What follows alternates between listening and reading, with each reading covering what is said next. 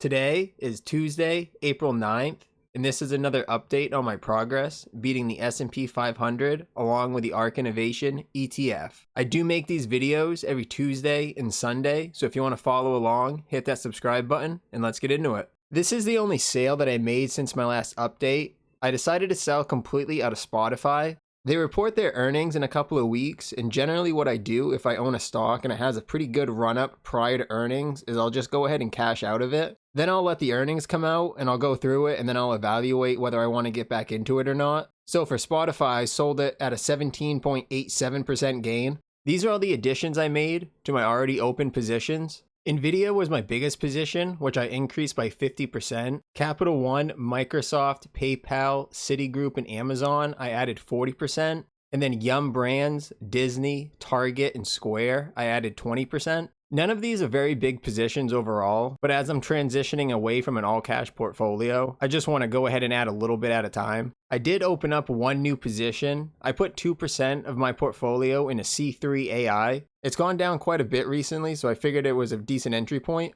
These are all my current open positions. Right now, Amazon, Microsoft, PayPal, Nvidia, and Citigroup make out my top 5 holdings. And those 5 only account for 17.55% of my entire portfolio. I'm only about 40% invested with 60% sitting in cash, so I'm not overly concerned with the amount of red. I feel pretty good about only adding a little bit at a time. That way, if the market does continue to go down, I still have some capital to work with. I would like to get to 60% invested instead of my current 40%, but I'm definitely not in any sort of rush to do that, and I'll just do it as the time comes. So this is what the SPY chart is currently looking like. Right now, the price is just above the 5-day moving average and the 15-day moving average, which is good to see. I changed a couple colors of the trend lines. Before they were all purple, but now I guess you could call them the good ones. I decided to change green, and then the bad ones, the bearish ones, I changed to red. Depending on how many days it took to get us to that red line, it would be anywhere from 2% to about 1.75%. If I was going to get back to that 60% invested or even a little bit more, this is ideally the area I like to do that in. You can see here that we were trading in this nice little channel that was projecting pretty well upwards. And then over the last week or so, we've trended below that down to this area, which is going to recorrect us and kind of put us into this trending pattern, assuming everything stays bullish. The SPY price could cross below this green trend line and still be fine. It's just if it gets down below this red one is where I'm going to start seeing some problems.